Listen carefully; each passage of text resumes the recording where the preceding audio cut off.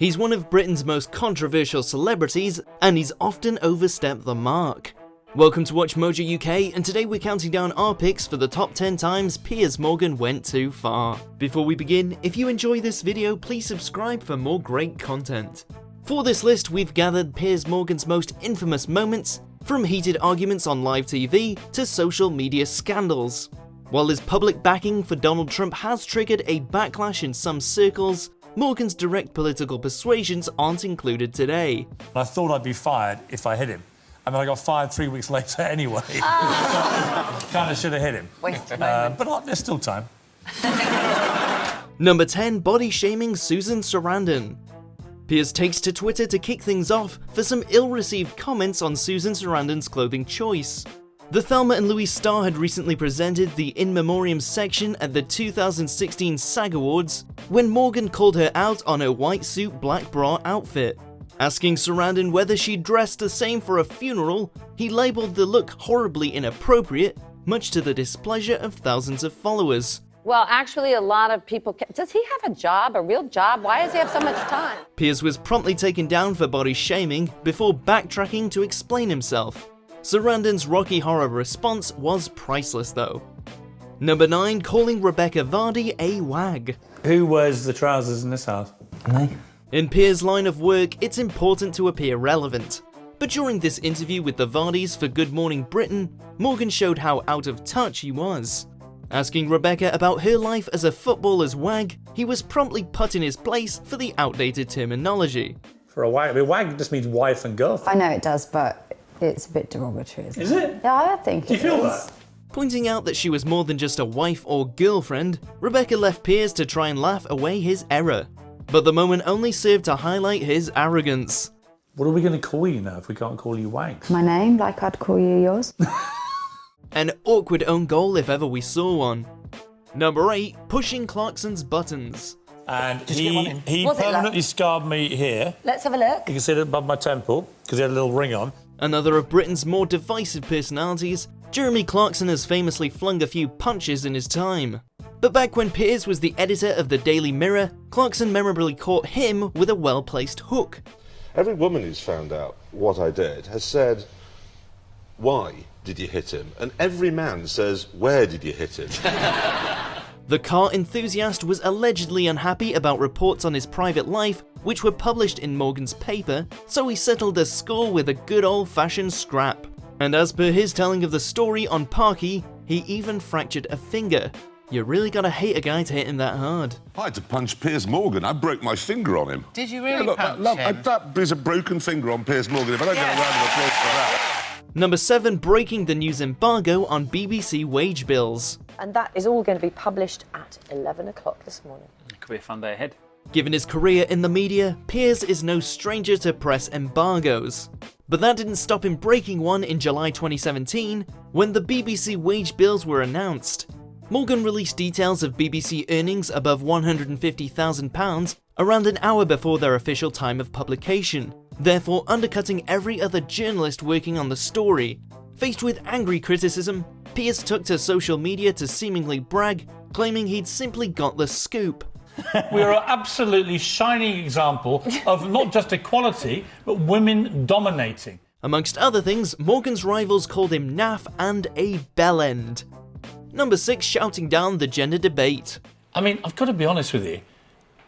It sounds utterly ridiculous. But you know what it is? It's because we're kind of old. The Good Morning Britain sofa has staged plenty of heated discussions, but Piers' methods aren't always all that welcome. And he was at his hot-headed worst throughout May 2017, when gender issues routinely featured on GMB. While Susanna Reid plays a pragmatic host, Piers' constant questions allow little time for answers, leaving his non-binary guests increasingly frustrated. If you can basically come in and say, I'm not a boy or girl anymore, what else can you say you're not? You know, if I identify now as anything, is anything fine? I mean, can I be anything I want? Can I be an elephant? Can I literally say, I'm now an elephant, and do I get afforded elephant rights? Can I get a London Zoo? Having muddled through the misuse of pronouns and repeatedly refusing to switch perspectives, Morgan goes on to align gender with law. Blissfully, the interview ends with Piers put in his place for fear-mongering. We feel non-binary. They've heard you guys talking about being non-binary. They think it's cool. It's not about being cool, not it's about being an cool. inner sense of self and an identity. Number 5, making a mum cry. What on earth are you doing buying a 3-year-old girl 60 pairs of shoes? The guest for our next clip certainly split viewer opinion, but Piers' treatment of her was uncomfortable to watch. More interrogation than interview, his relentless rant smelled strongly of the bully many believe he is. The incident occurred after a mother billed for damage to her child's shoes during a playdate. It's nothing to do with my parenting, and it's not fair, all of the bullying and It's got everything. everything to do with No, your because parenting. I sense. But rather than let the audience decide, Piers launched an ongoing offensive which resulted in literal tears. And it's not the only time he's had motherhood on his agenda either, even clashing with Susanna on the issue of age. Sure, viewers will let us know what they think. Babies at 64. Maybe I'm wrong. As usual, I suspect I'm not. Number 4, telling men to man up. I don't like the way that a stiff upper lip, manning up and all that kind of thing has now become something to be offensive. With mental health issues finally being widely discussed, Morgan triggered a massive backlash by outlining his stance in May 2017. With comments made in and around Mental Health Awareness Week, Morgan tweeted criticism for male public soul-bearing, telling sufferers to man up, and questioning the accuracy of mental illness statistics. His remarks led to followers labelling him everything from evil to medieval, and ex-footballer Stan Collymore hit back on GMB. Is that you shouldn't have to man up, sit there, have a stiff upper lip. You should, at the appropriate time, if you're struggling, go to your doctor, speak to a friend and say... But I would say enough's enough. I would agree with that. Just a few weeks later, and Susanna had to battle Piers again over his opinions of the Wimbledon men's final. This is what I'm talking It's about. your world, Piers Morgan, and we just have to live in it. Number 3, slamming Ariana Grande. Hey now, don't dream it's over. Piers rarely says sorry, but even he had to apologise for this. In the wake of 2017 suicide bombings at an Ariana Grande gig in Manchester, Morgan heavily criticised the singer for not visiting survivors of the attack in hospital.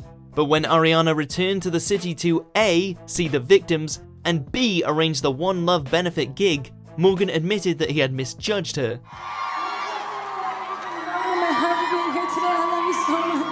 Thank you so much. Piers took to Twitter with sincerity to congratulate Grande on a magnificent night, although he couldn't resist reminding followers that he's very rarely wrong.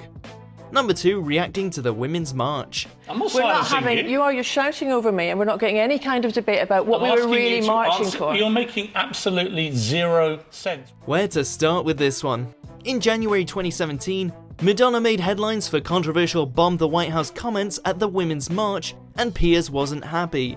Cue a long list of tweets and rants as Morgan manages to anger just about everyone. You're in favour of free speech if Madonna wants to blow up the White House. You're not in favour of inflammatory things Donald Trump says. I'm in Which one is favour. it? Susanna Reid cut him down more than once, and Ewan McGregor outright refused to be interviewed on Good Morning Britain unless Piers was absent. Which I think is a shame, and kind of plays into my view that maybe actors should just talk about the films and not get so worked up about politics, because not really their game. Days later, and Morgan's widely jeered when he shows up at the National Television Awards wearing a gag. Well played, Susanna. Number 1, the phone hacking scandal. So you listened to all of that. Did you know that that was unethical? Not unethical, no. Controversy clung to Morgan during his stints as editor of the News of the World and the Daily Mirror in the 90s and early 2000s. He'd eventually lose his job for publishing fake photos of the Iraq War, but his time at the top is most remembered for the phone hacking scandal. While Piers has repeatedly denied involvement, investigations have found that many cases occurred under his editorship, especially at the Mirror, including a major story involving Paul McCartney and Heather Mills. Where's Ian Hislop when you need him? In so many words. Because no. last week Eddie Izzard said so everybody few roared words. with laughter as if it was hilarious. I just thought I'd say. People like him. Do you agree with our picks? Check out these other great clips from WatchMojo UK and subscribe for more great content.